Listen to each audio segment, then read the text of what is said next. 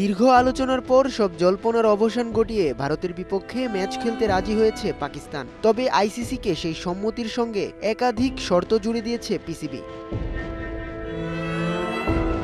ICC, PCB ও বিসিবির মধ্যে অনুষ্ঠিত বৈঠকে কয়েকটি বিষয়ে সমঝোতা হলেও জয় শাহের নেতৃত্বাধীন আইসিসি একাধিক গুরুত্বপূর্ণ শর্তে সম্মতি দেয়নি বলে জানায় ভারতীয় সংবাদ মাধ্যম। প্রতিবেদনে বলা হয়, পাকিস্তানের উত্থাপিত দাবির মধ্যে দুটি মেনে নিলেও তিনটি দাবি প্রত্যাখ্যান করেছে আইসিসি।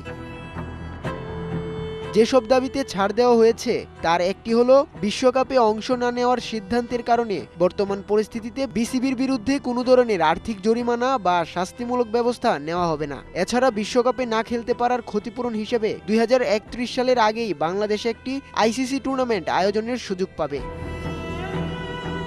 তবে পিসিবির তিনটি গুরুত্বপূর্ণ দাবি সরাসরি নাকচ করেছে আইসিসি। এর মধ্যে অন্যতম ভারত ও পাকিস্তানের মধ্যে দ্বিপক্ষীয় সিরিজ আয়োজন এখতিয়ারের বাইরে বলে এই প্রস্তাব প্রত্যাখ্যান করে আইসিসি। একইভাবে ভারত, পাকিস্তান ও বাংলাদেশকে নিয়ে একটি ত্রিদেশীয় সিরিজ আয়োজনের প্রস্তাবও প্রত্যাখ্যান করেছে আইসিসি।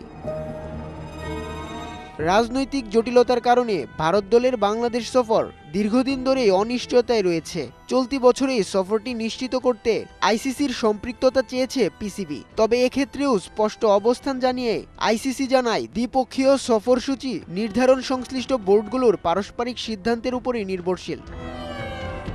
উৎস রশিদ, ডিবিসি নিউজ ডেস্ক।